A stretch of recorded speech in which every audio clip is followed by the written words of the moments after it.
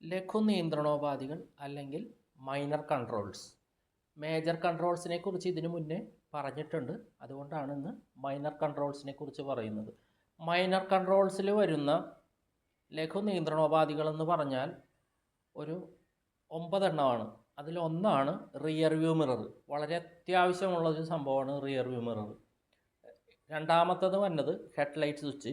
മൂന്നാമത് wind screen wiper switch. നാലാമത് park ലൈറ്റിൻ്റെ സ്വിച്ച്.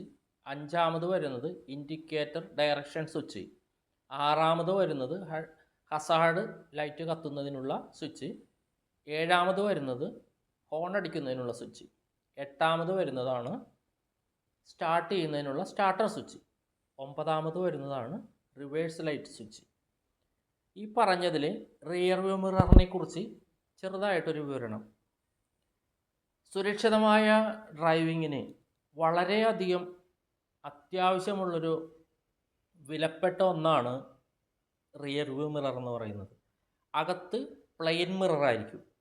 എന്നാൽ രണ്ട് സൈഡിലുള്ള മിററുകൾ കോൺവെക്സ് മിററുകൾ എന്ന് പറയും. അതായത് അകത്തെ മിററിൽ കാണുന്നത് യഥാർത്ഥ അകലത്തിലുള്ള കാഴ്ചയായിരിക്കും. എന്നാൽ സൈഡിലെ രണ്ട് മിററിൽ കാണുന്നതോ കുറേ അകന്നതായിരിക്കും കാണുന്നത്, എന്നാൽ ചെറുതായിട്ടും കാണുള്ളൂ.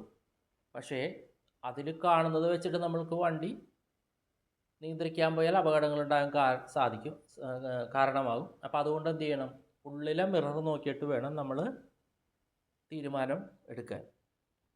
ഇത് എപ്പോഴൊക്കെയാണ് നമ്മൾ ഈ മേൽപ്പറഞ്ഞതൊക്കെ മേൽപ്പറഞ്ഞെന്ന് വെച്ചാൽ മിററിൻ്റെ ആവശ്യം എപ്പോഴൊക്കെയാണെന്ന്. സിഗ്നൽ കൊടുക്കുന്നതിന് മുമ്പ് നിർബന്ധമായും മിറർ നോക്കണം.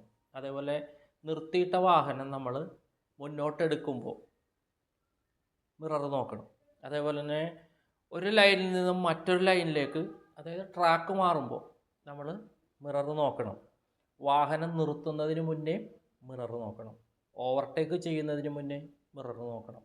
അതേപോലെ കാറിൻ്റെ ഡോറ് തുറക്കുന്നതിന് മുമ്പ് ഒരുപാട് അപകടങ്ങൾക്ക് കാരണമായിട്ടുണ്ട്. ഡോറ് തുറക്കുമ്പോൾ മിറർ നോക്കാതെ എടുത്ത് തൊട്ടടുത്തൂടെ വരുന്ന ടൂ വീലർ തട്ടി ഒരുപാട് അപകടങ്ങൾ ഉണ്ടായിട്ടുണ്ട്. അപ്പോൾ അതുകൊണ്ട് ഡോറ് തുറക്കുന്നതിന് മുന്നേ മിറർ നോക്കും എന്നുള്ളൊരു തീരുമാനം നമ്മൾ ഇന്ന് തന്നെ എടുത്തിരിക്കണം. അതേപോലെ ഒരു ബ്ലൈൻഡ് സ്പോട്ട്, നമുക്ക് ഈ പറഞ്ഞ 3 മിററിലും കാണാത്തൊരു ഭാഗമുണ്ട്. അതാണ് ബ്ലൈൻഡ് സ്പോട്ട് എന്ന് പറയുന്നത്. അപ്പോൾ നമ്മൾ എന്ത് ചെയ്യണം? ബ്ലൈൻഡ് സ്പോട്ട് മനസ്സിലാക്കാനായിട്ട് ആ സ്ഥാനം ഏതാണെന്നറിയാൻ നമ്മൾ തിരിഞ്ഞൊന്ന് നോക്കണം. തിരിഞ്ഞു നോക്കിയാൽ നമുക്ക് ഈ 3നും കിട്ടാത്ത ഒരു ഭാഗം കാണാൻ പറ്റും. അപ്പോൾ അതുകൊണ്ട് റിയർ വ്യൂ മിറർ വളരെ അത്യാവശ്യമാണ്, ഒഴിവാക്കാൻ പറ്റാത്ത ഒന്നാണ്. അതേപോലെ റിയർ വ്യൂ മിറർ അഡ്ജസ്റ്റ് ചെയ്യേണ്ടത്, പലരും നമ്മൾ റോട്ടിൽ കാണാം ഓട്ടത്തിനിടയിൽ മിറർ അഡ്ജസ്റ്റ് ചെയ്യാൻ പോകുന്നത്. അതിൽ ഡ്രൈവിംഗ് പഠിക്കുന്നവരും പഠിച്ചിട്ട് തുടക്കക്കാരായിട്ടുള്ളവർ, ഡ്രൈവിംഗ് ലൈസൻസ് കിട്ടി ഓടിക്കുന്നവരും മിറർ അഡ്ജസ്റ്റ് ചെയ്യാൻ പോയിട്ട് അപകടം ഉണ്ടായിട്ടുണ്ട്. ആ മിറർ അഡ്ജസ്റ്റ് ചെയ്യുന്ന സമയത്ത് നമ്മുടെ ശ്രദ്ധ മിററിലായിരിക്കും.